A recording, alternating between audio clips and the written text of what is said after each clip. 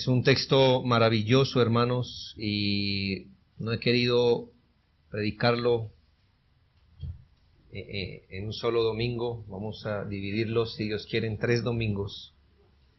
Y hoy vamos a meditar en los versículos 36 al 39.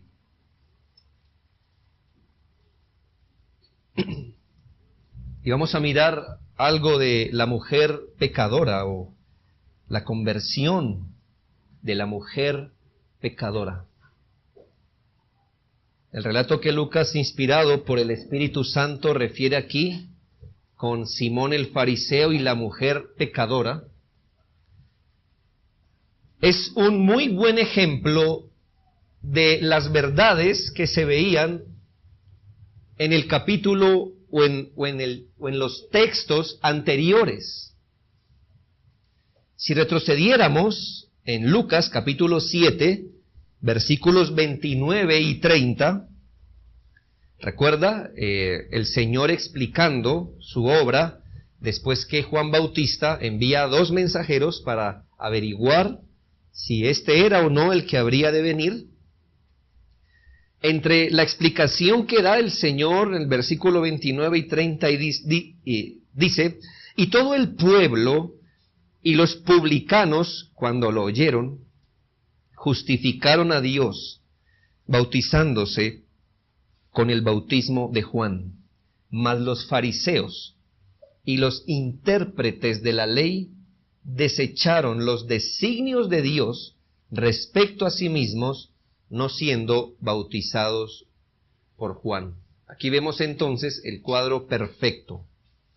Y es que mientras Dios estaba adelantando propósitos salvadores, unos, los pecadores, bueno, todos son pecadores, pero aquí el pecador, el publicano, la gente del común, de mala reputación, aceptaban los designios de Dios.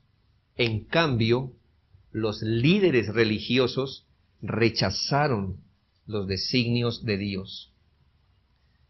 Por medio de este relato nos fijamos cómo los fariseos, gente culta, inteligente, cercana a la palabra de Dios, estudiosos de la ley, practicantes de una moralidad superior, al menos externamente, quedaron tan lejos de considerar a Jesús como el Salvador, y como la gente del común, pecadores miserables, eran los que corrían necesitados a los brazos del Redentor. Note que el relato empieza, el relato que hoy nos interesa, empieza con un ruego. Uno de los fariseos rogó a Jesús que comiese con él. En este caso hay algo interesante, ¿por qué no? Un fariseo, uno del grupo de los líderes religiosos que rechazaba al Señor, fue y le rogó al Señor que fuera a casa y cenara con él. El cuadro empieza con un trazo muy bonito, ¿no cree? Con un hombre rogándole al Señor. A primera vista parece ser una excepción de lo que estamos viendo, que mientras los líderes religiosos rechazaban al Señor, al menos había un fariseo sensible que le ruega al Señor que pase con él. Y seguramente no tenemos motivos para pensar que de alguna forma no fuera sincero. Él quería tener al Señor, escucharlo, exponerse un poco a Él. Debemos abonar al fariseo que corrió el riesgo de invitar al Señor a su casa, pese a lo que otros pudieran decir. Pero, hermanos, el cuadro cambió de una forma dramática cuando una mujer pecadora se acercó a los pies del Señor. Vamos a ver entonces en este sermón el tipo de mujer que fue al Señor. Luego meditaremos en la conversión de esta mujer. y culminaremos considerando la reacción del fariseo por el actuar de esta mujer. Entremos entonces en materia. El tipo, la clase de mujer que fue al Señor. Debemos notar que la Biblia nos va a mostrar el cuadro en las palabras más precisas para que nosotros valoremos su enseñanza. La persona que fue y buscó al Señor era un fariseo, probablemente afectado por las palabras que el Señor acabó de decir, que los fariseos y los intérpretes de la ley resistían el trato de Dios. Y seguramente este hombre se sintió afectado por las palabras del Señor. Era uno de los maestros de Israel. Se nos dice que era un maestro, es decir, su ocupación era un fariseo. Se nos dice que pensaba en este sentido, era un hombre dado al estudio de la palabra. Y se nos dice además su nombre, Simón. Se nos dice también, entre líneas, que tenía una casa y pudo, es decir, tenía los medios para presentarle un banquete al Señor. Ah, pero la mujer. De la mujer solamente se nos dice que era una mujer. Y más adelante se le llama esta mujer. Una mujer común, nada especial, una mujer del pueblo. Pero hay otro dato que nos da la palabra de Dios. Y es que Lucas le llama una mujer pecadora. Una mujer pecadora. Hermanos, ¿quién está escribiendo esto? Es Lucas. Es un teólogo. Es un maestro cristiano. Y entonces usted siéntase afectado de acuerdo a la persona que le haga el comentario.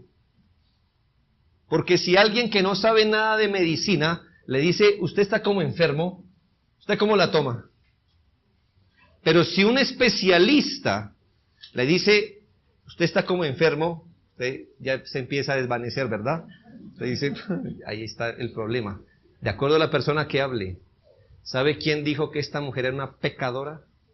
Un teólogo, Lucas. Y Lucas no nos va a decir lo que es obvio. Lucas no está diciendo que esta mujer es pecadora, así como todos los seres humanos son pecadores. Si ese fuera el punto de Lucas, Lucas tendría que decir que un fariseo pecador lo invitó a su casa de pecadores y estando en una reunión de pecadores, una mujer pecadora entró. ¿Me hago entender? Lucas no nos va a decir lo que es obvio, que todo el mundo es pecador. No. Lucas le pone este título a esta mujer porque había en esta mujer un hábito, una conducta distintiva que se pudiera resumir en que ella era pecadora. ¿Me hago entender? Aquí Lucas no está diciendo, esta mujer es pecadora como todos somos pecadores. No. Nos está diciendo que esta mujer, si pudiéramos mirarla cómo vivía, pudiéramos resumir su vida diciéndole pecadora. Este es el punto. Yo sé que usted puede resumir a veces, lo hacemos injustamente, pero si usted es una persona, tengo un vecino así, a las 8:30 que abren un expendio de cerveza, él es su primer cliente. Y todos los días así. Todos los días así. ¿Sabe cómo podemos resumir su vida? Borracho. Puede que tenga lagunas de sobriedad. Pero lo común es encontrarlo ebrio. Entonces, ¿cómo resumiríamos a esa persona?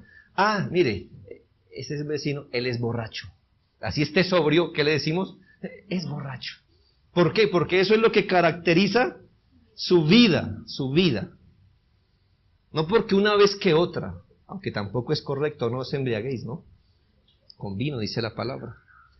Ahora, para que un teólogo le diga que esa mujer era pecadora, es porque No es pecadora como todo el mundo es pecador, por supuesto, pero que había algo distintivamente en esta vida que era muy obvio, y es que era pecadora. Ahora, cuando Simón piensa de ella que es pecadora, el Señor ni siquiera le corrige diciendo, Simón, juzgaste mal. Ella no es pecadora, ¿no? El Señor asume que lo que dijo Simón es verdad. Esta mujer era pecadora. Y cuando el Señor habló de ella, dijo sus muchos pecados. Sus muchos pecados.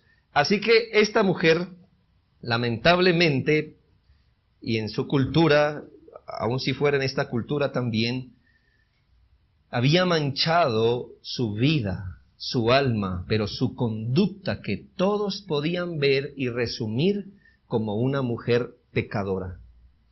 No sabemos exactamente en qué consistía su pecado.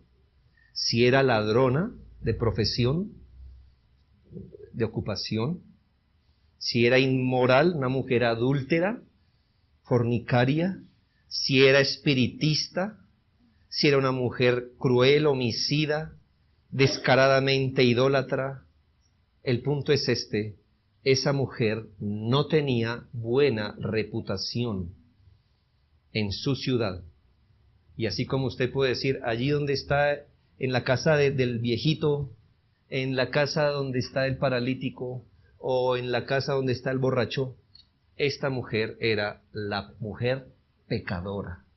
Esa mujer pecadora. ¿Ya entiende quién fue a buscar a nuestro bendito Salvador?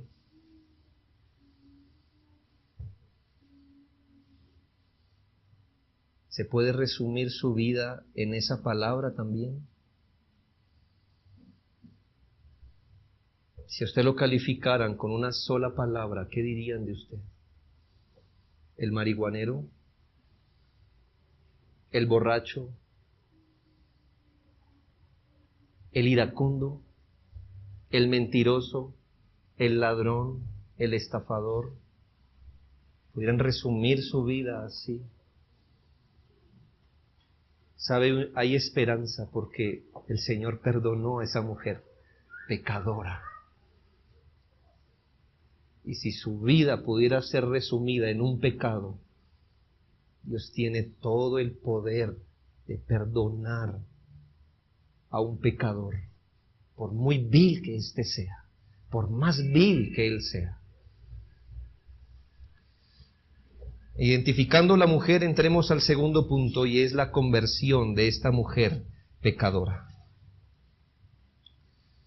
Versículo 37 y 38, entonces una mujer de la ciudad que era pecadora, al saber que Jesús estaba a la mesa en casa del fariseo, trajo un frasco de alabastro con perfume. El alabastro es el material, muy costoso, muy costoso. Y estando detrás de él a sus pies, esto hay que explicarlo, ¿por qué detrás a sus pies? Si usted piensa que nuestro Señor Jesucristo como judío comió en una mesa como la que se pinta en el cuadro de la Última Cena, está engañado. Ningún judío tenía mesa. La mesa del judío era tan baja que usted quedaba a la altura poniendo un codo sobre el piso para poder comer. Esa era la forma de comer. Y entonces, si esa era la forma de comer, ¿dónde quedaban sus pies? Atrás, extendidos. Ya entiende por qué dice el versículo 38, y estando detrás de él a sus pies llorando, comenzó a regar, y aquí déjeme decirle, regar, aquí la palabra regar literalmente en su idioma primario significa llover. Ella no botó una lágrima, no se le asomó una pequeña lágrima en el ojo. Su llorar fue puesto por el teólogo Lucas como una lluvia de lágrimas que no podía contener. Por eso le duró tanto, hermanos, este asunto. Comenzó a regar con lágrimas sus pies y los enjugaba, los restregaba, como limpiándolos con sus cabellos, y besaba sus pies y los ungía con el perfume. Y la palabra besaba sus pies en su idioma primario tiene la intención de ese beso profundo del que usted quiere meter la otra persona en su corazón. ¿Ha visto algunas despedidas o bienvenidas? Si usted no ha visto, para su instrucción, vaya un día al aeropuerto. Allá usted ve de todo. Ve gente sola, ¿verdad? Se va, viene solo, está bien. Pero hay gente que va a dejar ir a su ser querido. Quizás es la última vez que lo va a ir a ver. Y quiero que mire ese tipo de abrazo. El tipo de abrazo de la mamá o de un familiar que lo aprieta mucho y ninguno de los dos se quiere soltar. Es la verdad. Esta es ese tipo de tomar los pies y besar al Señor. Bien. Nosotros aquí estamos delante de uno de los cuadros más dramáticos de conversión a Dios. Es decir, estamos al frente de esos relatos donde los eventos son impresionantes, conmovedores, espectaculares y muy emocionales. Podemos recordar conversiones a Cristo como estas. Recordemos el caso de Saulo. ¿No fue dramático también? ¿No fue demasiado emocional, conmovedor, espectacular? Una luz, él cae a tierra, escucha una voz, es conducido en un instante al que perseguía, le dice: ¿quién eres, Señor? En un momento. ¿Qué tal el carcelero de Filipos? Cuando va, encuentra todas las celdas abiertas, y dice la Biblia que él se iba ya a atravesar con su espada. Y cuando Pablo por allá le grita: aquí estamos, no nos hemos escapado, él cae a tierra, diciendo: señores, ¿qué debo hacer para ser salvo? Eso es dramático, espectacular. Pero hermanos, no podemos llegar a la conclusión que toda conversión debe ser así. Lo que podemos afirmar con toda seguridad es que esencialmente la conversión tiene algunos componentes, eso sí, nunca deben faltar. Lo que quiero decirle, hermano, es que Dios, cuando viene hacia un individuo para convertirlo, para cambiar su vida, para tomarlo y darle un giro para que no siga caminando en sus pecados, que lo llevará a la condenación, sino que lo convierte a Él, le da ojos para ver, lo atrae a sí mismo.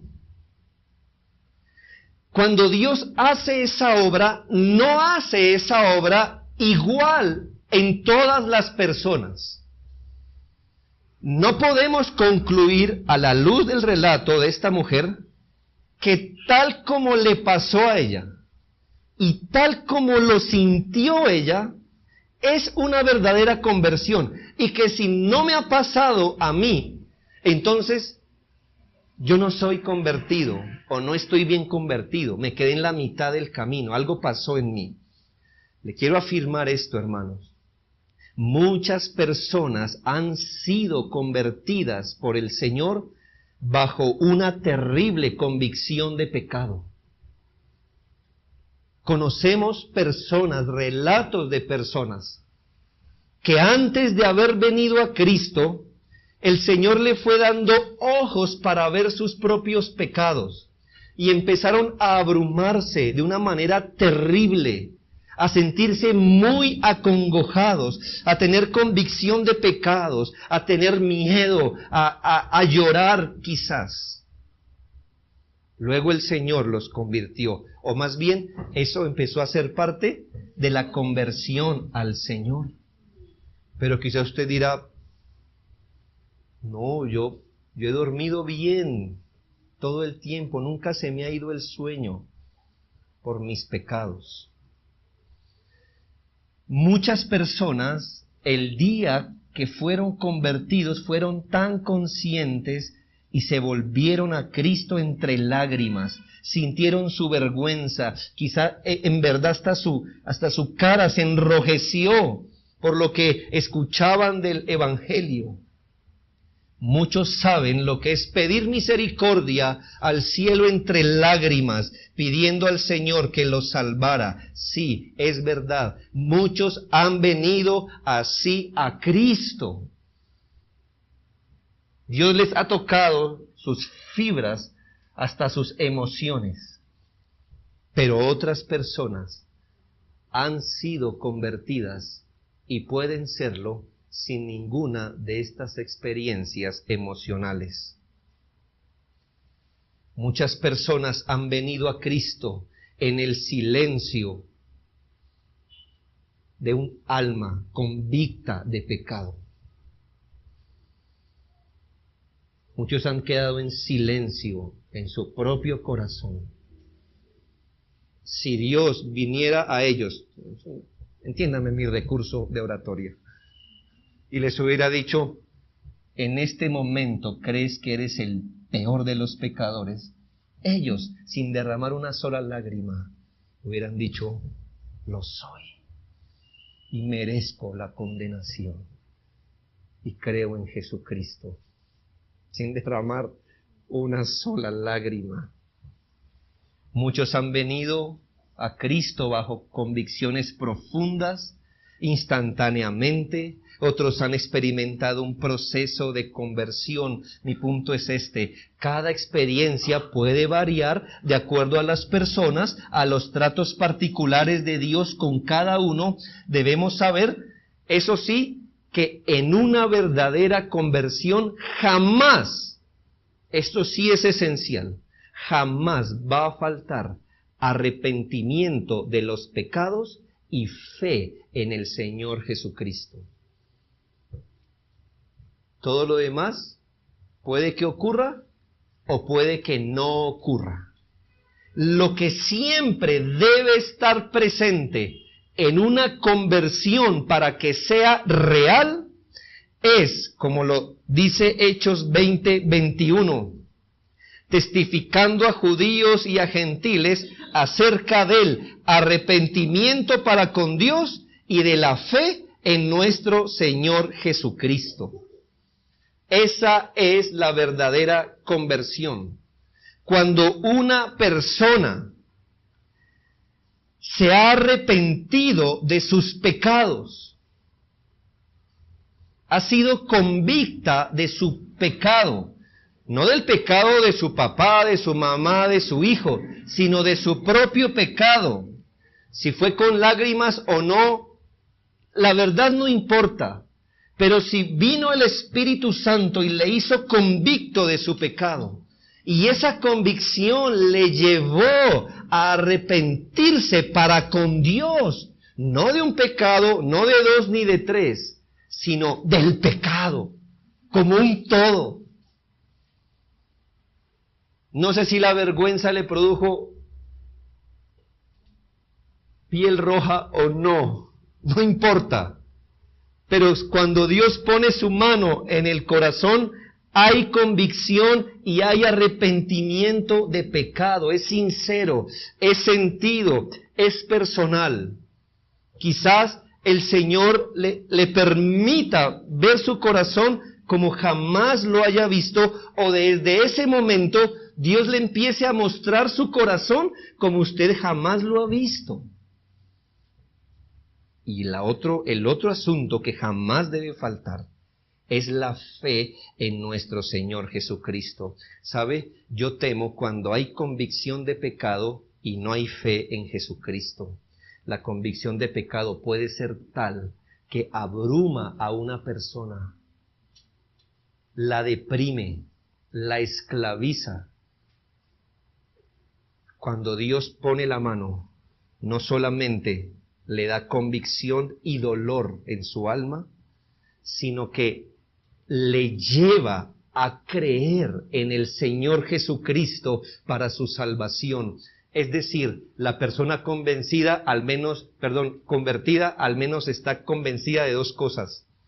Uno, que es un pecador y que se ha de arrepentir. Dos, que Jesucristo es el único que lo puede perdonar y salvar. Si no tiene claros otras cosas más, quizás en su momento no importaría. Pero si hay eso, podemos hablar de una conversión. Esto es lo que llamamos los elementos esenciales de la salvación y de la conversión. Y no me entienda que primero viene lo uno y con los años viene lo otro. Algo así como, yo cuando era pequeñito creí en Cristo. No me arrepentí y viví en pecado 20 años. Después me arrepentí. No. Debo decirle, grabes esta frase. No sé si es lo más inteligente que vaya a escuchar ahorita, pero grabes esto. La fe de un convertido es una fe arrepentida. Y el arrepentimiento de un convertido es un arrepentimiento creyente.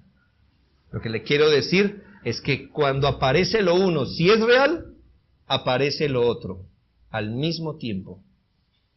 Arrepentimiento y fe. Por lo que cuando leemos relatos como estos, ¿sabe? No se deje llevar por el dramatismo, que fue parte de la experiencia de ella y quizá muchos aquí. Pero quiero que vea lo esencial aquí de la conversión. Ahora, hermanos, los relatos en la Biblia no vienen por departamentos, algo como esto. Lucas no dijo, pruebas de que la mujer tenía fe. Y escribió 5 cosas. Pruebas de que la mujer estaba arrepentida. No. ¿Sabe qué hace Lucas? Como todo en la Biblia, nos cuenta el relato. Porque cuando alguien es convertido, usted no dice, bueno, Señor, ¿esta es la parte de fe o arrepentimiento? ¿Cuál es? No la distingo. No, cuando viene la conversión, estas cosas vienen juntas. Y usted no puede distinguir a veces lo uno de lo otro, aunque es consciente de esto. Y quiero que miremos si esto le ocurrió a esta mujer. Le he insistido, hermanos, que la fe jamás se levanta sobre la ignorancia de la palabra de Dios. Le he insistido, ¿verdad? Es decir, que algún conocimiento de Jesucristo debe haber para que haya fe. ¿Y qué dice la Biblia en el versículo 37? La mujer, al saber que Jesús estaba en la mesa del fariseo. ¿Qué la llevó a ella a saber que allí debería ir y humillarse? ¿Será que ella es por primera vez que le dijeron, está Jesús en la mesa del fariseo? No sé quién es Jesús, pero vamos, tengo aquí un frasco, quiero derramárselo. ¡No! Muy probablemente lo que nos cuenta Lucas es que de esas personas que escuchaban el Evangelio, que empezaron a tener convicción del Evangelio, estaba esta mujer. Y esta mujer, cuando escuchó que el Señor estaba allí muy cerca donde ella estaba, corrió entonces allí. Yo sé que el conocimiento no es fe, pero hermanos, donde hay fe, esta fe se levanta sobre el conocimiento cierto, básico del Señor. Esta mujer, podemos presuponer, tenía un conocimiento, no sabemos cuánto, pero al menos algo sí sabía ella, que ese hombre perdonaba pecados, que él ofrecía salvación, que él era el Salvador, y a distinción de los demás, ella sí creyó en eso. Que los fariseos, los líderes, los maestros no creyeran, era otra cosa, pero ella sí creyó. ¿Cuándo y cómo esta mujer recibió el mensaje de salvación? No sabemos. ¿Qué sembró en ella el afán de ir y adorar al Señor así? No sabemos. Lo que sí podemos suponer es que ella tenía un conocimiento previo de que en Él se hallaba salvación. Pero considere otro asunto que se vio muy claro en la experiencia de esta mujer. Y es que se centró poderosamente en Cristo. Es como si lo demás alrededor no hubiera existido. Y esto sí que es valioso en este pasaje. Y se lo voy a demostrar por qué. Ella tenía cierta reputación, ¿no es así? ¿Y a la casa de quién iba a entrar? De un fariseo, que también tenía reputación ¿de qué? De recto. Los dos extremos, ¿no? Una casa tan respetable, tan moral. Ella, hermano, era la pecadora, era pecadora. ¿Sabe otra cosa? Esta mujer interrumpe una invitación formal y muy probablemente una reunión de hombres. Vaya, no vaya aquí ahora, sino vaya a ese contexto donde el fariseo, le recuerde que ellos criticaron al Señor por comer con los pecadores. Entonces invitaban a alguien a su mesa era porque lo consideraban que pulcro. A la mujer no le importó eso, ¿sabe? No le importó la reunión de pulcros allí. No le importó la reunión de hombres. No le importó lo que todos ellos pudieran pensar y con razón de ella. Con razón. No, usted piensa mal de mí, usted no me conoce a mí. No, la conocían. Y el punto fue, hermanos, que cuando vio al Señor, nada de eso le importó. Sí, hermanos, nada de eso le importó. Y sabe, no hace lo siguiente. Perdón, ¿puedo pasar? Y si quizás se le dejó pasar, no le dijo, Señor, ¿me permite unas palabras como Nicodemo? ¿Sabe qué hizo ella? Lo más humillante que puede hacer. Interrumpir una reunión, entrar allí y botarse acostada a los pies del Señor y empezar a llorar, como nos gusta llorar en público, ¿no? A ninguno. A llorar, a besar los pies del Señor. ¿Qué miramos allí? Como una persona convertida se centra solo en Cristo y lo demás parece que palidezca. ¿Se ha convertido usted? Bueno, es un ejercicio de la fe. Y si usted es un verdadero convertido, ha debido experimentar un momento donde la opinión de la gente no le importa, donde la opinión de la familia no le importa, donde el qué dirán si saben que usted es cristiano no le importa. Usted está viendo a Jesús y eso es lo único que le importa.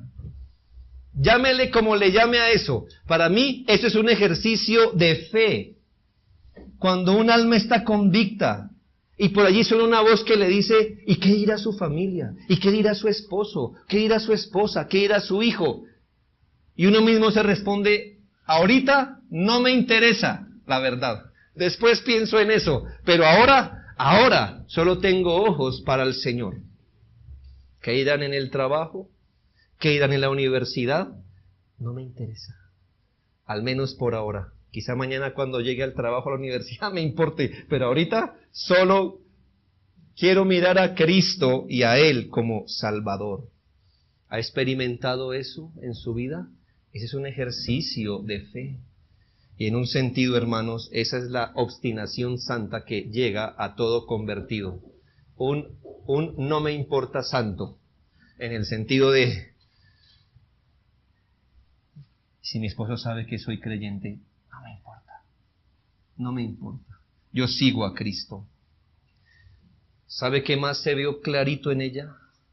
Cómo se humilló y tuvo dolor por su pecado. Esta mujer hubiera podido decirle, Señor, aquí estoy yo consciente de mi indignidad, de mi vergüenza. Señor, yo he hecho esto, yo he hecho lo otro. ¿Qué hace ella, hermanos? Se humilla profundamente ante el Señor. ¿Eso pudiéramos llamarle arrepentimiento?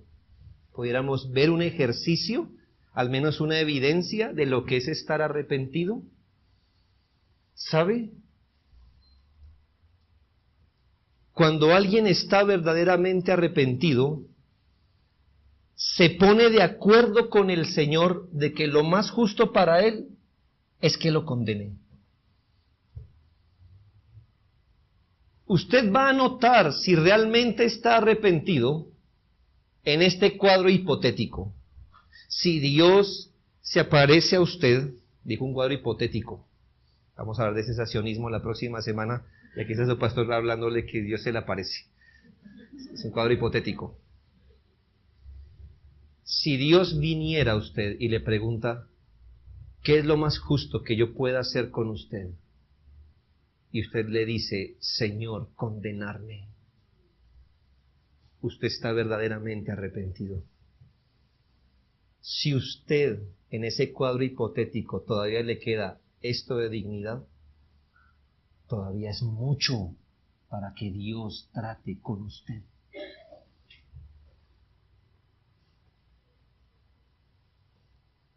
Porque es lo más justo que Dios tome a pecadores como nosotros y los condene. Y de eso se trata el arrepentimiento, decirle sí, estoy de acuerdo contigo que esto está mal. Estoy de acuerdo contigo que esto es un mal pensamiento. No me queda duda que este actuar está mal, que esto merece la ira y la desaprobación de Dios. No me queda duda. Y por eso tengo dolor, y por eso tengo miedo y temor en el alma. Esta mujer gimió a los pies del Señor. ¿Cómo podemos interpretar su dolor? Como de una profunda humillación, que el Señor hubiera dicho, señora, ¿usted se cree pecadora? Interpretemos su llanto. ¿Qué le hubiera dicho ella? No me cabe la menor duda. Me he ganado mi reputación. Es más, no me siento mal porque me digan pecadora, porque ellos no conocen otras cosas que he hecho. Yo soy más de lo que ellos dicen, así que no estoy ofendida por eso. ¿Eso es lo que ha pasado en usted? No sé si llora, si pierde el sueño. El punto es este. Si Dios hoy viniese a usted, le dijera, ¿es justo condenarle? El verdadero arrepentido dice, sí, es justo. Sería lo más de justo. Yo en el infierno sería un trofeo de lo que es justo, de lo que es justo.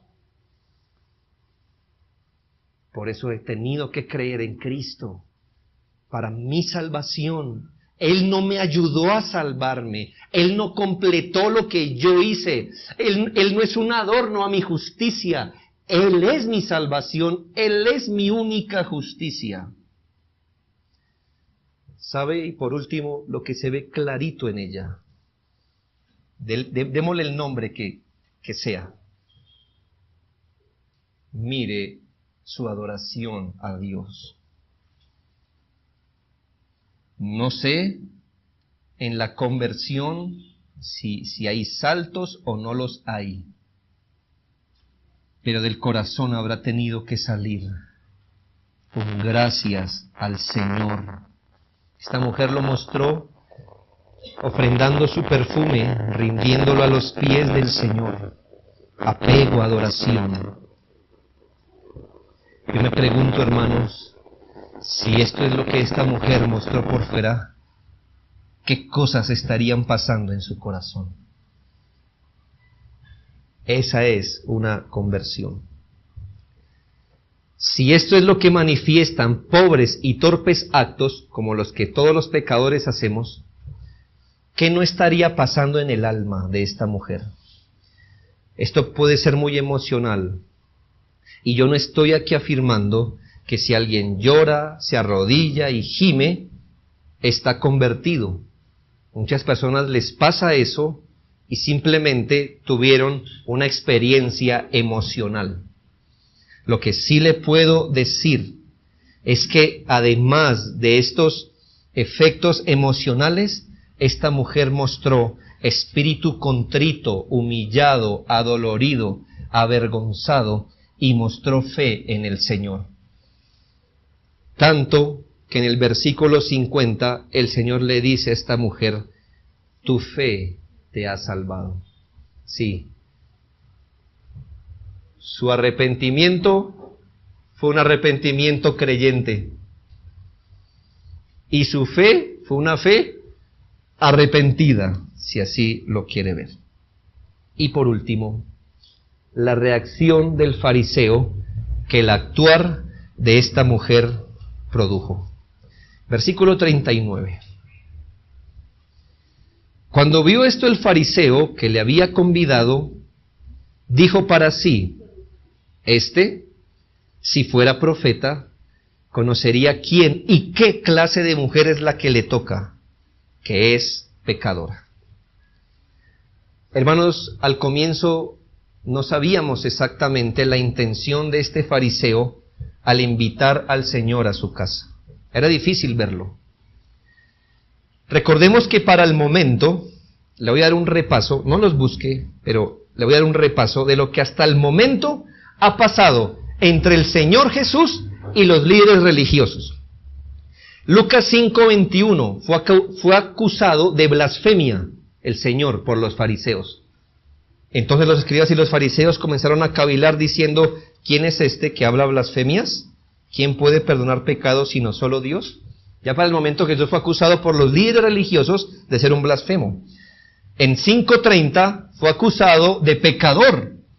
Los escribas y los fariseos murmuraban contra los discípulos diciendo, ¿por qué coméis y bebéis con publicanos y pecadores? ¿A qué iba eso? A decirle, nuestro maestro es también como ellos, por eso es que come y bebe con ellos. En el 5:33 fue acusado de falta de piedad y de ser un mal maestro.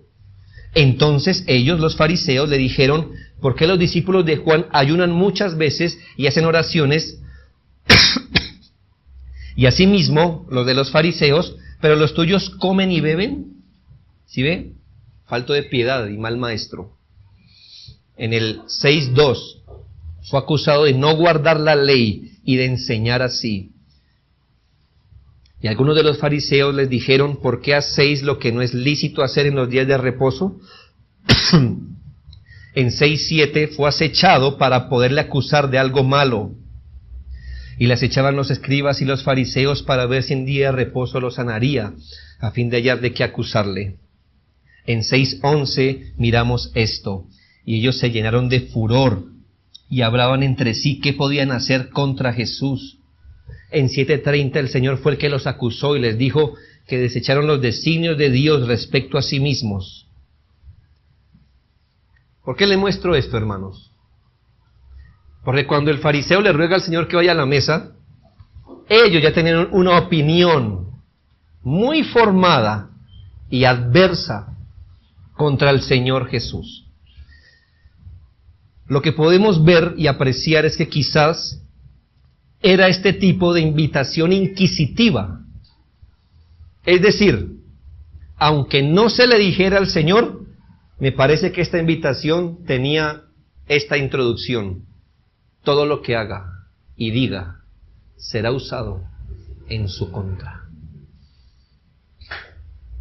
Aunque no se lo hayan dicho, vemos que esa fue la intención. ¿Sabe? La mayoría de fariseos no tenía un verdadero interés en el Señor como Salvador. El Señor dijo que ellos habían rechazado los designios de Dios. Sin embargo, ¿sabe qué? El Señor aceptó la invitación, era un hombre. Porque también sabía que si alguien necesitaba salvación, era ese hipócrita fariseo. Porque aún de la hipocresía salva el Señor. Aún de la hipocresía. En general, no todos, porque nos dicen que algunos fariseos creyeron en Cristo, pero en general ellos eran gente mala, hipócrita, peligrosa.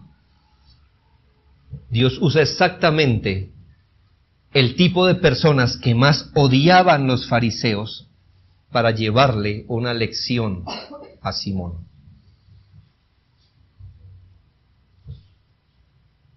Dios es así, hermanos. ¿Cuál era el tipo de persona que más odiaba el fariseo? No el pecador hipócrita, se hubieran odiado entre ellos. El pecador descarado. El formalmente pecador. Y Dios usa a una mujer así para darle una lección. ¿Usted qué cree que si esta mujer hubiera golpeado en el hogar de Simón, Simón la deja entrar? No. Mientras esta mujer estaba derramando su corazón y siendo convertida al Señor, este fariseo, dice la Biblia, empezó a decir para sí. Lo que quiere decir que esto que ocurrió fue un pensamiento. El fariseo no habló. El fariseo empezó a ver lo que pasaba y pensó algo dentro de sí. ¿Y sabe? Llega un momento donde al hipócrita ya no puede retener en su alma lo que realmente piensa y siente. Y cuando esta mujer estaba siendo humillada delante del Señor, no pudo contener lo que realmente él pensaba. Pensaba de Cristo, pensaba de él mismo y hasta lo que pensaba de la gente pecadora. Para el fariseo había dos cosas que no estaban en orden.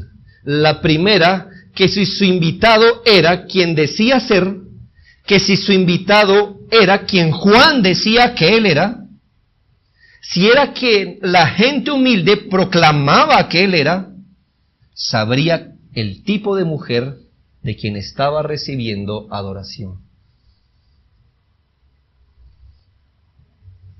Lo segundo, que no estaba en orden para Simón, es que una mujer pecadora no debería estar delante de un profeta si es que él era un profeta.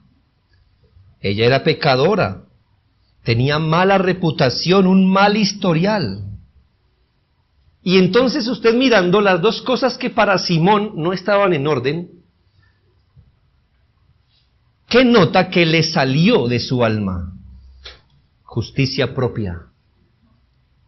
Pues ella, según Simón, no era digna de estar allí. Pero él sí se consideró digno de tener a Jesús en su casa. ¿Sí ve? Eso se llama justicia propia. No era bueno que esa mujer pecadora fuera a su casa. No era bueno que ella tocara al Señor. Pero sí era digno que él lo tuviera en su casa y sí era digno que él le ofreciera un banquete. Manifestó su justicia propia al considerar que los buenos son los que merecen a Dios y sus tratos. La justicia propia es un veneno, hermanos. Consideró que son los buenos los que merecen a Dios. Él se consideró como bueno, esa mujer como pecadora, y lo único que hizo ese cuadro fue corroborar que el Señor no es un profeta. Si fuera profeta, tendría que desechar a esa mujer y alabar al fariseo. Según él no, si fuera profeta. Si fuera un verdadero profeta, el Señor hubiera saltado y le hubiera dicho, no me toque. Por lo que Simón maneja un pésimo entendimiento de las Escrituras y del propósito de Dios en Cristo. Así se asentó en su rechazo a Cristo y murmuró de él en su corazón. Sacó a la luz su orgullo, el odio contra Cristo, contra el Evangelio.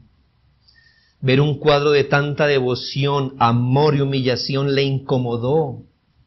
El fariseo se hallaba disgustado por esa escena y al mismo tiempo, al no hacer nada, mostraba que estaba satisfecho con lo que estaba pasando. Algo así como, no digamos nada.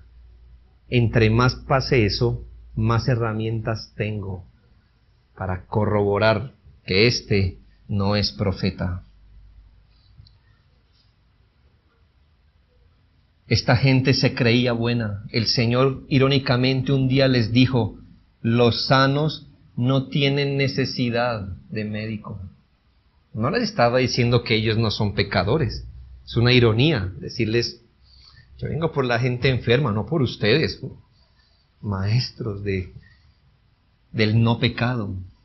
Mientras el cielo se alegraba por una pecadora arrepentida, mientras el Señor se dejaba adorar de su nueva discípula, el fariseo se amargaba y se ponía más en contra del Señor. Tener justicia propia es una condición terrible para el alma. Enceguece, daña, hunde en el pecado, en la malicia, bajo un manto religioso.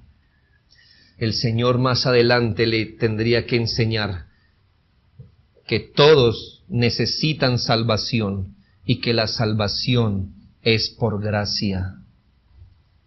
Y que él, siendo maestro de Israel, qué pena que no supiera esta lección tan básica que hasta los niños saben. ¿Cómo pudiéramos terminar este sermón hoy, hermanos? En primera medida, podemos ver de este texto que puede que los hombres muestren algún respeto y deferencia externa hacia Cristo, y sin embargo estar sin conversión, antes abrigar sentimientos horribles hacia Él. Muchos hombres muestran respeto, deferencia externa hacia Cristo. Muchos son los hombres que muestran cierto apego al cristianismo, a la religión. Es más, entre esas cosas que pueden hacer, hasta pueden rogarle a Cristo que haga cosas, como lo hizo el fariseo.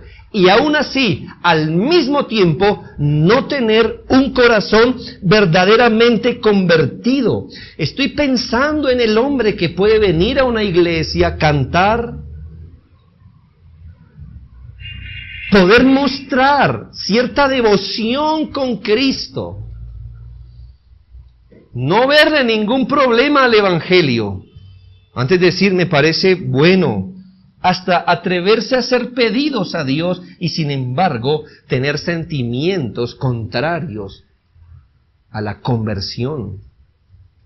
No debemos confundir gusto por Cristo, respeto por Cristo, curiosidad por Cristo con una verdadera conversión. Jamás lo confunda, porque son cosas distintas. De Herodes se dice que a él le gustaba escuchar a Juan, y de otro en Hechos se nos dice que le gustaba escuchar a Pablo, y lo mandaba a llamar tardes enteras para escucharlo. Qué bien habla él. No eran creyentes, aun cuando pareciera que las cosas de Cristo les gusta. Muchos están tranquilos con su vida espiritual solo porque todo les parece bien con Dios y su palabra. No se oponen, son religiosos, tienen lenguaje religioso, pero están lejos de Dios y su salvación en Cristo. Gusto y conversión no es lo mismo. Respeto y regeneración no es igual. Una obra sobrenatural debe ser hecha en el pecador para que sea salvo. Este debe arrepentirse y creer en el Señor para su salvación. Lo que pasa con la persona así es que hoy o mañana manifestará su verdadero corazón. Puede ser que hasta el día de la muerte. Yo siempre le voy a recomendar un libro, se llama El rico y Lázaro. No sé si lo consiga por internet, lo dejaron de sacar hace mucho tiempo, quizá tengamos uno para prestar. Ese cuenta el relato de este predicador que Dios usó poderosamente, de una mujer que toda la vida asistió a la iglesia, era como una creyente. Y cuando estaba agonizando, esta mujer empezó a hablar de por qué el cielo debería recibirla a ella con los brazos abiertos. Empezó a maldecir con sus labios. ¿Sabe qué pasó, hermanos? Que en ese caso extremo, lo que evidenció lo que había en su corazón se manifestó horas antes de morir. Pero a veces no pasa eso. A veces a las personas les pasa antes así. Acuérdese de alguien que profesó la fe junto a usted, que hoy ya no está en Cristo. Acuérdese para su bien. Y mire que la gente tarde o temprano saca lo que hay en su corazón de verdad contra Dios y contra el Evangelio. Ay, pero me siento confundido porque cantaba con nosotros. ¿Eso qué comprueba? Pero asistía a la iglesia. ¿Eso qué comprueba? Le gustaba leer libros. ¿Eso qué comprueba? No comprueba nada. arrepentimiento y fe comprueban que es convertido. El resto, hermanos, no comprueba nada. Segundo,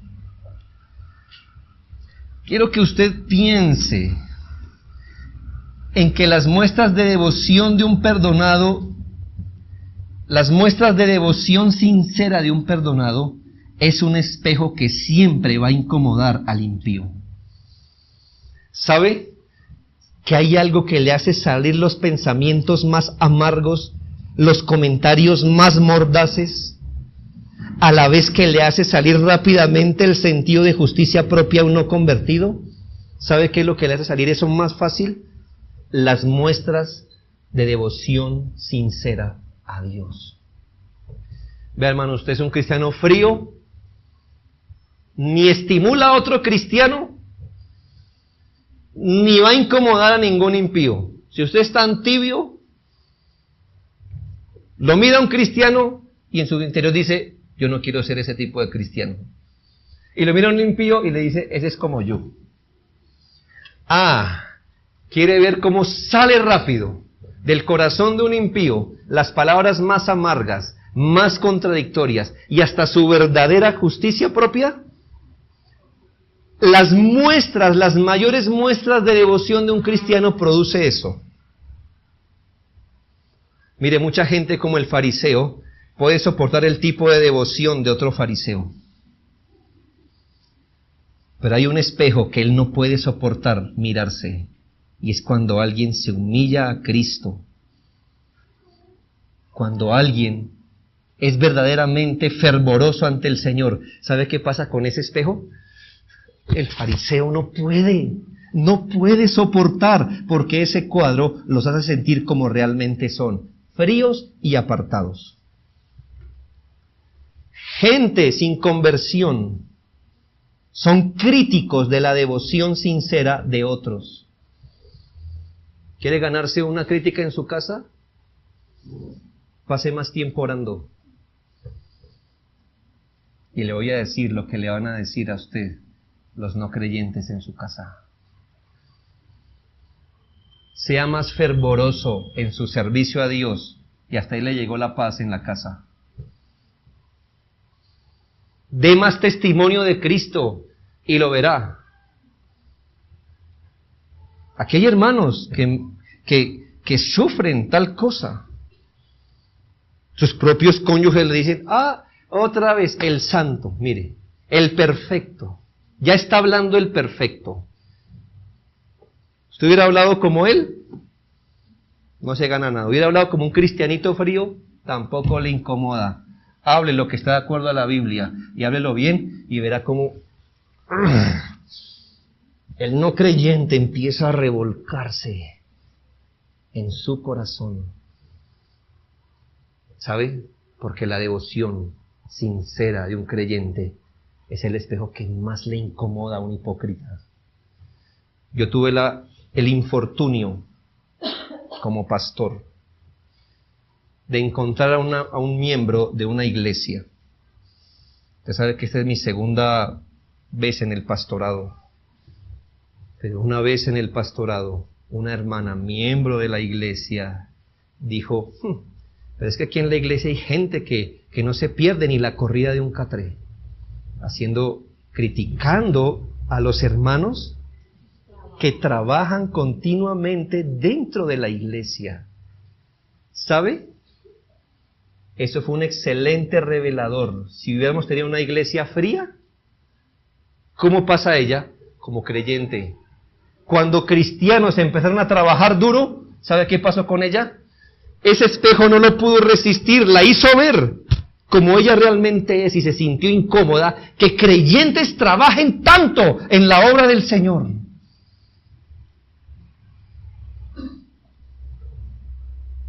Muchos se sienten desafiados, que critican al verdadero cristiano por esto. Si usted es un cristiano que no lee la Biblia en su casa, no hace devocional, no lo hace devocional con su familia, vea, ni estimula a un buen creyente a ser como usted, ni incomoda al impío. Haga eso y verá el impío cómo se incomoda, el hipócrita cómo lo critica. Anímese entonces, porque eso es una realidad. Y puedo decir que la piedad que no llega a incomodar a un impío no es verdadera. Y por último, amigo que no ha creído, amigo, el Señor Jesús jamás rechaza, ni rechazará a un pecador arrepentido. Él vino a salvar pecadores, pecadores de verdad. Salvar significa que Él no quiere que ellos sigan viviendo en pecado, que Él quiere que ellos se vuelvan a Él de corazón, se arrepientan y que vivan para obedecer. Hay una mancha en su alma que jamás será limpiada, salvo que Cristo la perdone, salvo que sea ésta lavada en la sangre de nuestro bendito Salvador. Usted puede decir, sí, yo soy como esa mujer, el pecador. En mi casa soy el malo o el iracundo, el injusto, soy el incumplido, soy el cruel, soy el homicida, soy el inmoral. Eso me casa a mí perfectamente. Y yo le debo decir, esa mancha nadie se la quitará sino Cristo. Arrepiéntase de su pecado.